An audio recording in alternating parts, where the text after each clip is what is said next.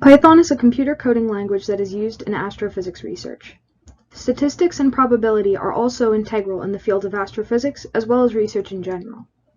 Not having taken any statistics classes previously, I learned statistics using Khan Academy. Statistical methods can be used to fit a model to a dataset, and rather than calculating something like this by hand, Python can be used to run data fitting techniques digitally. A Markov Chain Monte Carlo, or MCMC, is a data fitting technique that can be used to fit complicated models to data using Bayes' theorem. An MCMC plugs prior information along with a likelihood and marginalization to get a posterior. It then plugs the posterior into the same equation as the new prior information and runs through this process for a set number of steps.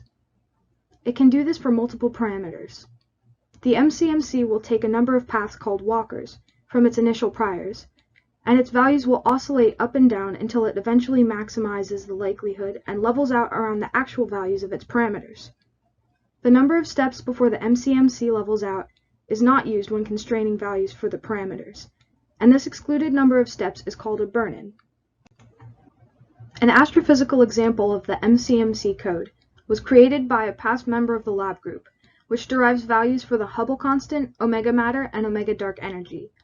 The Hubble constant tells us how fast the universe is expanding, and omega matter and omega dark energy tell us about the ratios of matter density and dark matter density in the universe. Hubble constant values have units of kilometers per second per megaparsec, and omega matter and omega dark energy are unitless as they are ratios.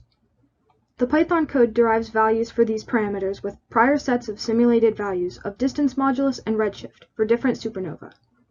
The MCMC code itself can be seen in Figure 1, which also shows the values that the steps, walkers, and burn-in are set to.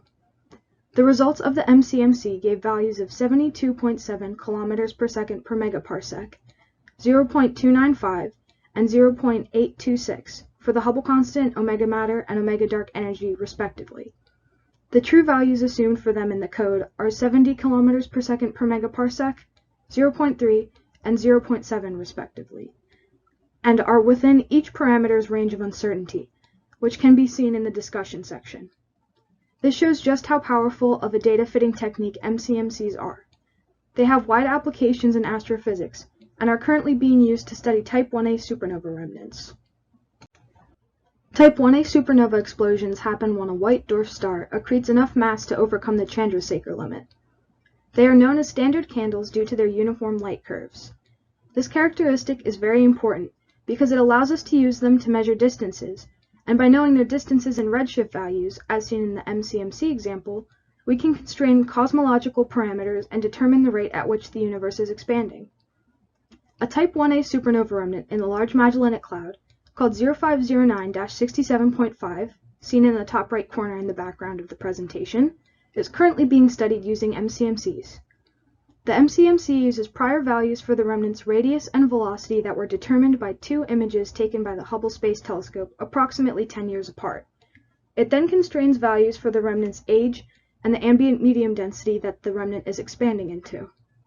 Another concept that makes running the MCMC used to study this remnant easier is self-similarity. Self-similarity can be applied from something as simple as a pair of triangles to something as complicated as the hydrodynamic evolution of a supernova remnant. Supernova remnants are always moving toward or away from a similarity solution, which makes them intermediate asymptomatic. Calculations having to do with the supernova remnant can be simplified using dimensionless quantities, which can be used due to the remnant's self-similarity.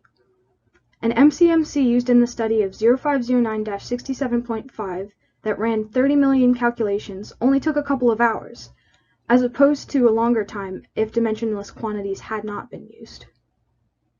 Now that the age and ambient medium density of supernova remnant 0509-67.5 have been studied using MCMCs, there are future plans to study the remnant's reverse shock.